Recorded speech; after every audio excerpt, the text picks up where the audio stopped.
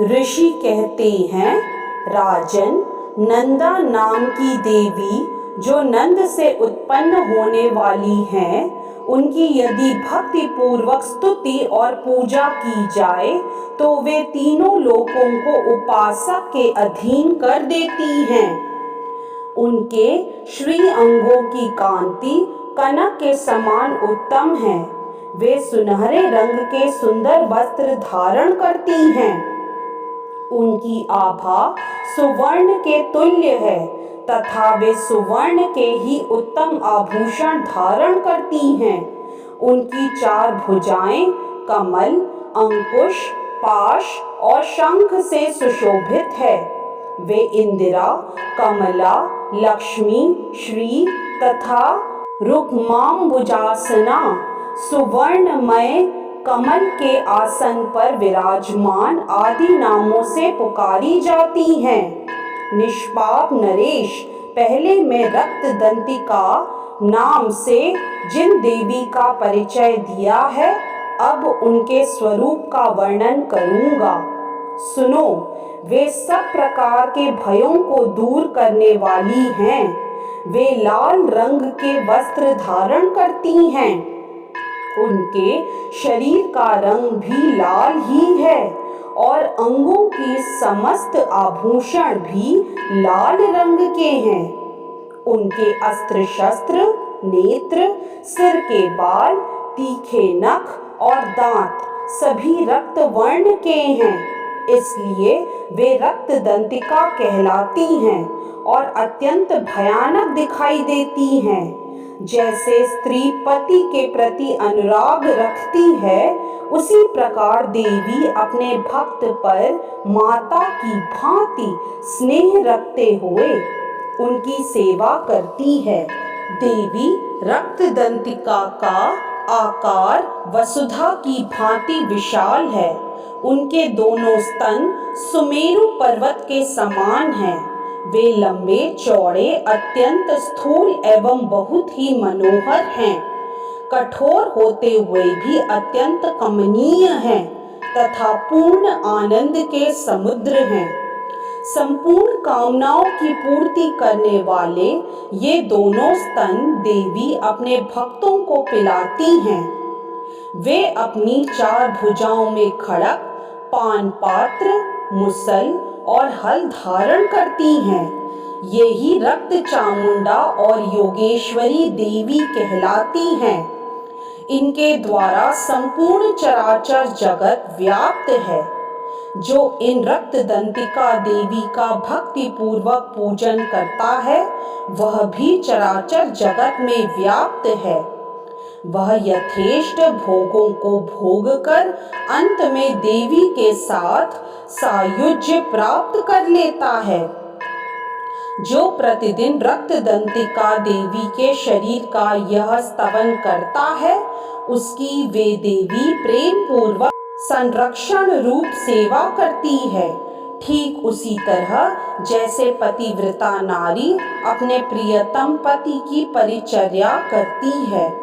शाकंभरी देवी के शरीर की कांति नीले रंग की है।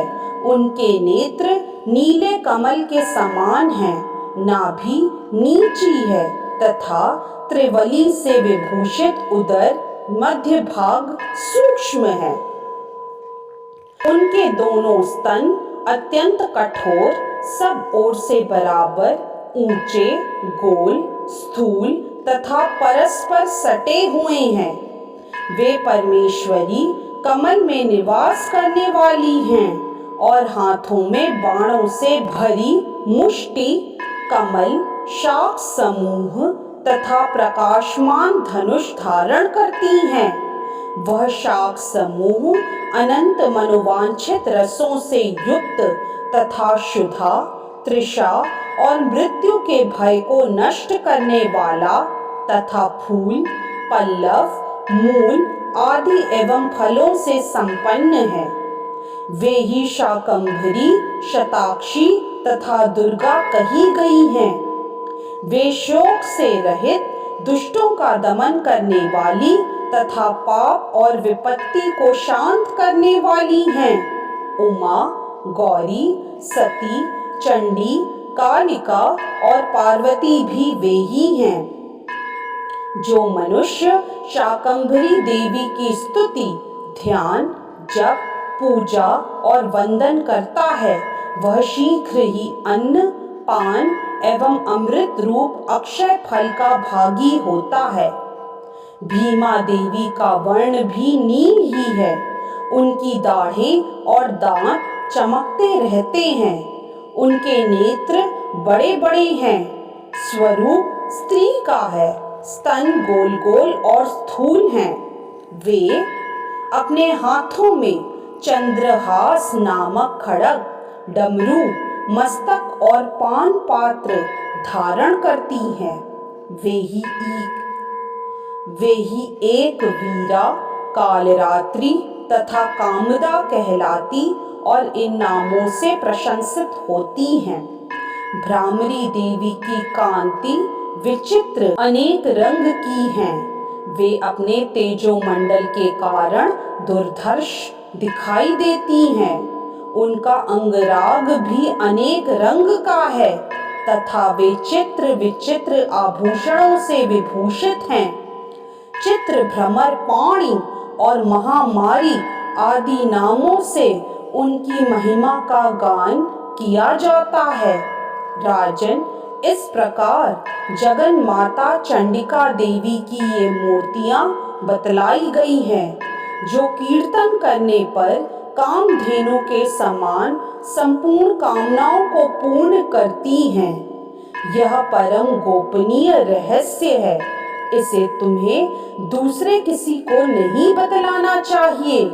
दिव्य मूर्तियों का यह आख्यान मनोवांछित फल देने वाला है। इसलिए पूर्ण प्रयत्न करके तुम निरंतर देवी के जप आराधन में लगे रहो। सप्तशती के मंत्रों के पाठ मात्र से मनुष्य 7 जन्मों में उपार्जित ब्रह्म हत्या सदृश घोर पातकों एवं समस्त कल्मशों से मुक्त हो जाता है। इसलिए मैंने पूर्ण प्रयत्न करके देवी के गोपनीय से भी अत्यंत गोपनीय ध्यान का वर्णन किया है, जो सब प्रकार के मनोवांछित फलों को देने वाला है। उनके प्रसाद से तुम सर्वमान्य हो जाओगे। देवी सर्वरूपमयी है तथा संपूर्ण जगत देवीमय है। अतः मैं उन विश्वरूपा परमेश्वरी को नमस्कार करता हूँ। जय माता दी।